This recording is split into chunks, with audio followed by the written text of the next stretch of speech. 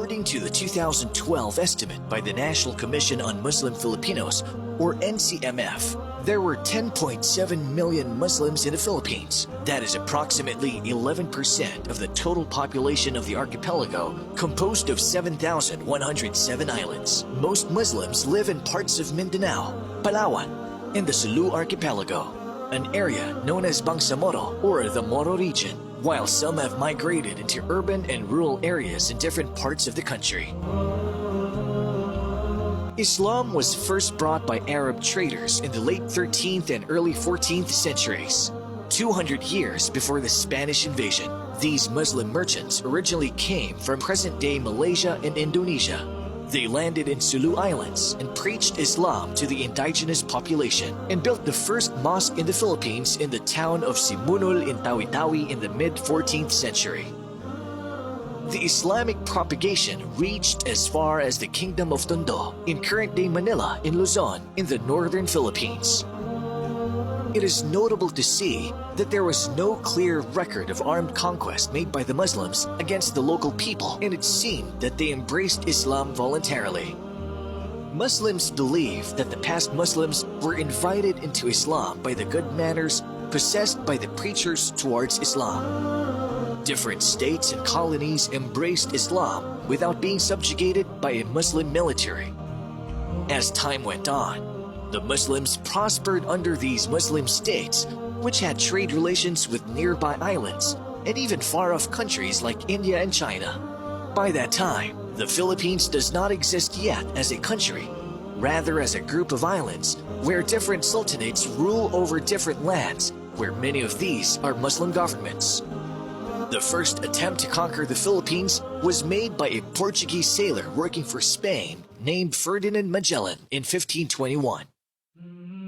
He is also known for leading the fleet of ships that is first to circumnavigate the world.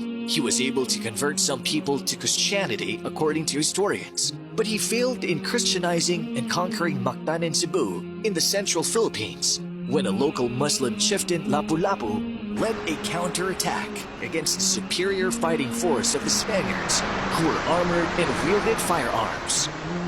Lapu-Lapu led a group of warriors armed with machetes, sword, and bamboo spears and fought the well-armed and armored conquerors on the seashore. Lapu-Lapu killed Ferdinand Magellan, thus earning himself the title as the first Filipino freedom fighter. Lapu-Lapu is continually remembered today by having his silhouette used by the Philippine National Police in their official seal as a sign of bravery. When the Spanish returned to the Philippines in the mid-1500s, after the failure of Ferdinand Magellan to conquer Cebu, they conquered Manila, where they encountered more Muslims under the leadership of Raja Sulaiman, whose castle stood in the area now known as Intramuros. This discovery led them to call the Filipino Muslims as Moros, which is in reference to the Moors who occupied Spain for more than 800 years, whom they have recently conquered by invading Andalus or Muslim Spain. In 1575, the Spanish started spreading Catholicism in the Philippines through the use of missionaries. But these missions are often accompanied also by conquest and invasion, where the vanquished Filipinos are subjected to forced labor and other cruelties. This has been recorded in history as an era of human rights abuse that even the non-Muslim freedom fighters and the intellectuals like Jose Rizal and Andres Bonifacio tried to address. Though much of the Philippines converted, the Moros, however, stood firm in their faith. Great Muslim leaders such as Sultan Kudarat of Mindanao and Raja Sulaiman of Manila continued the legacy of Lapu-Lapu in their fight for freedom. Upon the fall of Muslim territories in Luzon and Visayas in the central Philippines, most Muslims fled to the Muslim strongholds in the area that is now known as Muslim Mindanao or Bangsamoro. The Moros have a history of resistance against Spanish, American, and Japanese rule for over 400 years. But now, since the cessation of hostilities between the government and the Muslims, the Moros are collectively known as progressive partners to peace and progress of the Philippine government. More than that, the Muslims are going farther in teaching the people the real message of Islam. Islam came from the Arabic root word aslama, which means to surrender, and another word salam, which means peace. Followers of Islam are called Muslims. A Muslim, therefore, is someone who surrendered himself to Allah and is at peace with his Lord and all other creations. Islam is not a new religion founded by Prophet Muhammad, according to many misconceptions. Rather, it is a monotheistic religion, which is the continuation of the message of the prophets and messengers from Adam, the first prophet, up to Muhammad, the last and final prophet. Islam is not a new religion. It is the same message brought forth by David, Solomon, Jesus, and all the other prophets. They may have lived in different times, but they were sent for the same purpose, to teach us to worship the one true God, Allah, and avoid worshiping false deities.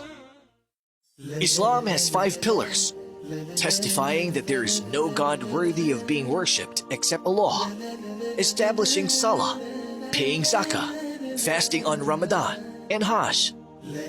Islam enjoins all good deeds which are upheld by humans to be morally upright, but the most moral of good deeds is the worship of the one true God. While the greatest sin is that we associate partners to Allah by worshipping others other than Him. All these are strictly enforced, as Islam prohibits vice and other immoralities such as cheating, fornication, and terrorism. Allah is the proper name of God, the Creator and Sustainer. He created the universe and all that exists.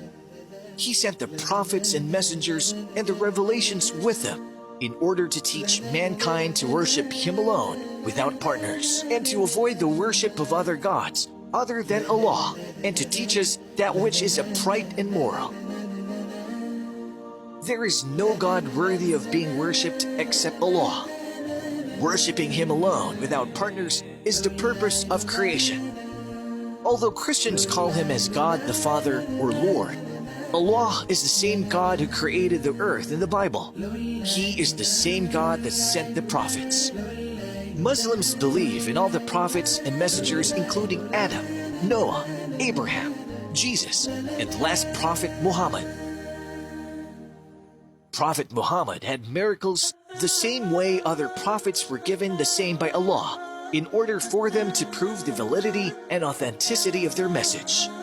Prophet Jesus was given the miracle of healing, while Moses divided the sea for them to cross as an example.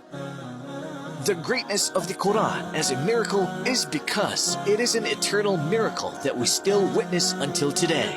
Quran is the most read book in the world, and is the only book which is memorized by millions of people from cover to cover, which is a proof of Allah's promise in the Quran itself that He shall protect it, proving that it is indeed the word of Allah.